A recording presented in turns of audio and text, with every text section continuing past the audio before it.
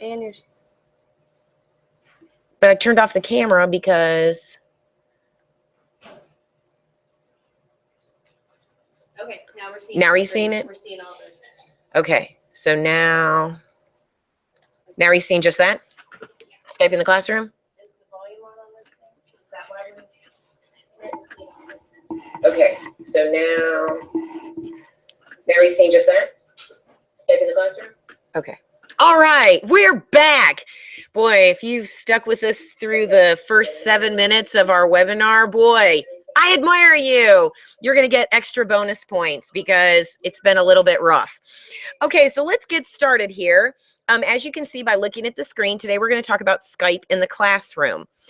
Just to introduce myself, my name is Cheryl Taylor, and I am the librarian at the Classical Center at Weil. I've been here for 10 years.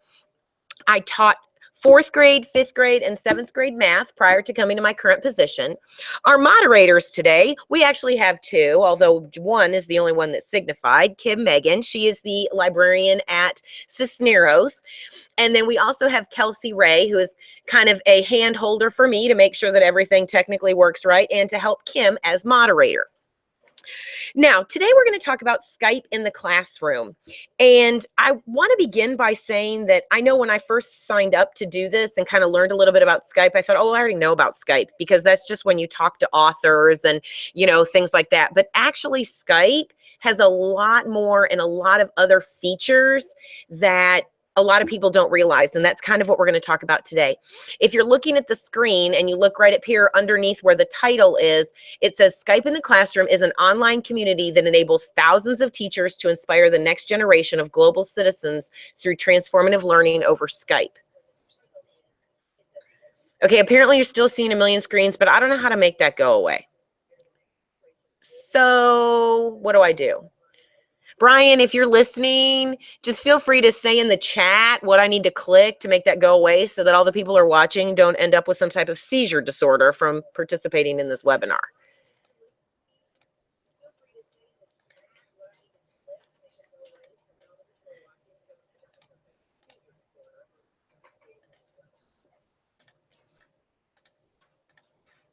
Okay, now can you see it just once? Is it better, Kim? Yes, it's just, okay. It's just like a little icon, blue icon with a person. Oh, just the blue icon with a person you can't see? Clicking on your browser or minimize the Hangout window. There we go. I got it. Okay. All right. Woohoo. All right. That was all pre. So see, just think about this. If you're up there doing stuff in front of the kids and things don't work, it's really okay. I'm supposed to be doing this webinar and things haven't worked right, but that is 100% okay. We are not worried about that at all. So let's kind of continue on here. A lot of ways and reasons that you might want to use this. Number one, if you've kind of looked at the screen at all, you see that there are virtual field trips, lessons, collaborations, guest speakers. So if you have a limited budget, or if you want to wish that your classroom could travel to, you know, Florida to learn about the Everglades or something like that, there are a lot of things that are available that are going to stretch what you could do with based on funds and feasibility that you can do through Skype that you may have not realized you could do, or that you could actually visit places that taking a field trip to would be impossible. You can connect globally. There are also lesson plans that are in here that we'll talk about briefly just to kind of give you an idea of other things that are available. And it's just kind of an out-of-the-box way of teaching your class and encouraging your students to not just think about the 4 walls and the small little area, the little community that they're in, but to realize that they're part of a global community. The ISTE standard that this goes along with is it facilitates and inspires student learning and creativity to engage students in exploring real problem issues. And then it also encourages them to be a knowledge constructor, which means they're building knowledge by actively exploring real world problems and issues. They're developing ideas and theories and pursuing answers and solutions. And you'll see as we kind of go through and talk about some of the things that are in Skype, you'll see how that is possible. Now, the website that you want to go to start off is you'd want to go to education.microsoft.com. Now, when you go to that, We'll see what happens if I try to do that. Makes me nervous to change anything. Let's see. Well, there we are. This is the screen you'll see at the beginning. Welcome to the educator community. And this is kind of the start. And as you can see, there are a lot of other things that are available in here through the Microsoft Education. So we've got the Microsoft Educator community as well as innovative programs. I'm going to touch on that literally right here for about a second. This has lots of courses in it, different things that you can, that kind of would teach you how to participate in things. Here's an introduction to Skype in the classroom. Well, that's going to put me out of a job. Then there's Microsoft in the classroom, lots of videos and courses. Say I click on one. It tells us the level, of how difficult it is. So if we start teaching with technology basics, there are 4 different lessons. There are 20 minutes each that you can get started that are going to teach you, as well as depending on the class that you're in, depending on how things are structured, you could actually have your students participate. They would need to create an account, which may or may not be an issue. I will say that I struggled in creating an account because it would not let me, for some reason, use my school email address. I had to use a personal one. It would not let me create an account using my school email address. I don't know why. So, but this is something too that you could do, if you're just curious about how to do other things with technology. There's lots of other activities and lessons, different ways to, learn about Microsoft and education. It's, in a way, it does seem similar to how Google is, but just with Microsoft products. So if you're curious about that, here is an option, something else for you to do. And it has badges and things like that you can earn. It also has, if you look in the sidebar, there's the Microsoft Innovator Educator Expert that has, again, talks about their expert program and has, information about how to go about getting involved in that, how to be a trainer, a Skype master teacher, and then points and certificates.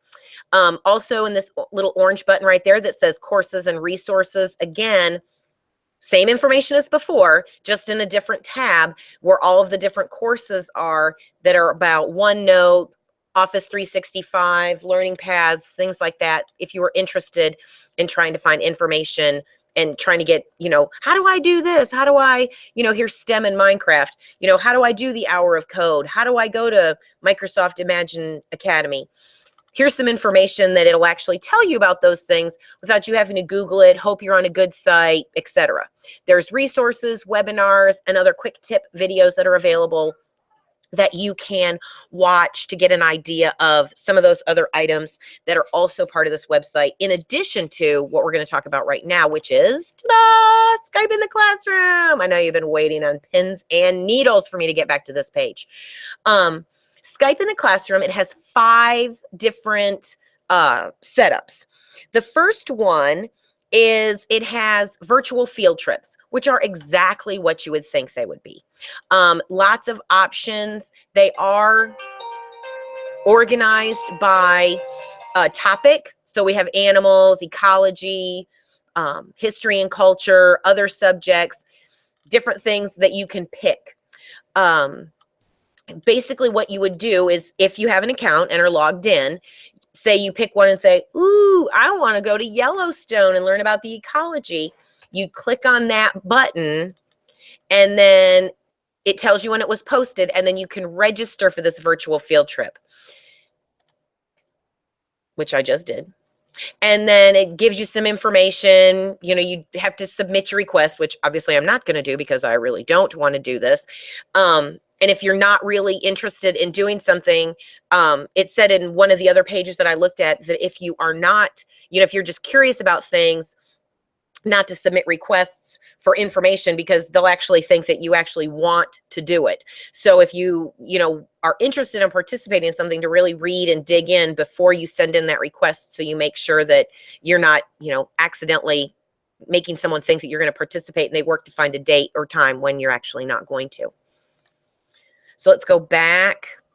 And as you can see, there's just lots of different options, lots of different things that I mean, I'd never be able to, take my class on a field trip to Wyoming. Well, here we go. I can, pack up and we can take our trip to Wyoming and have an opportunity to learn about different kinds of things. Learning about being a forest ranger, paleontologist, biologist. This might be something that might be nice to work into a career day. You might not have a paleontologist that works on your campus, but here you go. You might be able to get one via Skype, virtual field trips that could participate and could be an extra career for students to learn about just as an option. All right. We also have, let's go back. So virtual field trips is one. The next one is Skype lessons. No, we'll skip over to Skype collaborations. I'm going to go out of order just because. Skype collaborations is you have a chance to work with other people around the world. And basically, I mean, you can look at this one. Join us for a global math Kahoot. It describes exactly what's happening. It's an opportunity for your classroom to connect with another classroom and participate in some type of adventure. So here we go. This is a global math Kahoot. So here's the date that it was posted. Here's when they're available. It also makes sure it tells you the time zones, because you do want to make sure that you are participating and that you're participating with a time zone that actually kind of corresponds loosely. I mean, maybe you may have to do math at a little bit different time just to kind of make sure that it fits. But, kind of double check those times in the time zones just to be sure that you are participating with someone that's not, half around the world, so you're 12 hours off or something like that. It gives you some descriptions right here. This is going to be all 5th grade level fractions and decimal concepts. So, if you're a 5th grade teacher, even if you're a 4th grade teacher at this time of year, you have an advanced class, you want to kind of bring them ahead and participate in something like this.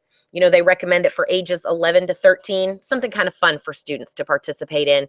That's not just, again, even them doing a Kahoot can get boring after a while. Here's a chance for them to expand who they're participating with people that are not even in their community, but their global community.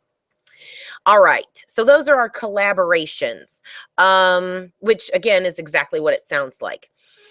Next, we're going to look at Skype guest speakers, which is exactly, again, what it sounds like. The nice thing about Skype, they're pretty obvious with things, is it has different guest speakers, different people that you can talk to. It gives you a small biography about that person, so you know what kind of, information, if you were going to be talking to them about, computer technology or about being an author, about how they, write a novel, something like that. That information is provided right here. And then you just click on that person.